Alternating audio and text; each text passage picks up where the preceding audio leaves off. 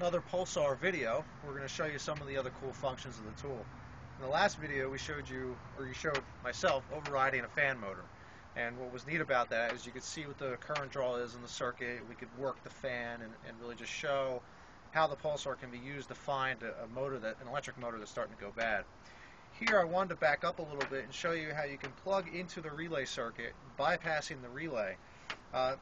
Just a little simple feature, but it's good to know. You can turn the Pulsar on and probe around into the relay box. So here I'm going to test different sockets, and I can tell I found the hot side, right? So I'm going to plug into the other wire.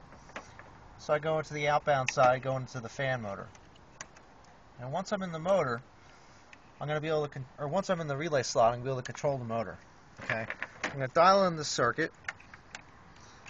This, like a lot of fuse boxes, is a tight fit. But once you're plugged in there, you could dial in the fuse setting. Now, we already showed you manual mode. This is where we're going to show you the automatic function of the Pulsar. If you flip the switch real fast, you can save your setting. If you go too slow, you have to reset it. But you flip it over, and you want to dial in on a fan circuit. It's usually about 25 or 30 amps. So I'm going to dial it up to 30. I'm going to lock it in. All right.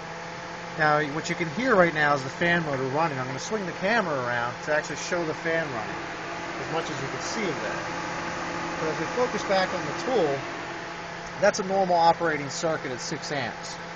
Now, since this is a healthy operating motor, I did want to show you the pulsing function of the Pulsar.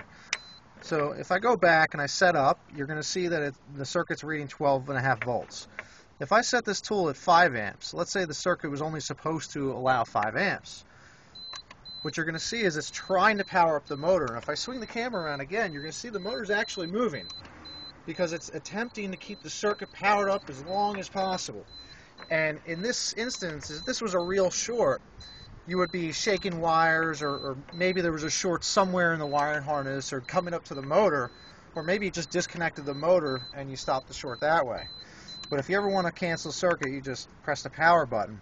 But again, this could be a fan motor, this could be a tail light, a radio circuit, you name it. Just the Pulsar is a great tool because, again, you can see the amperage, you can set the limit.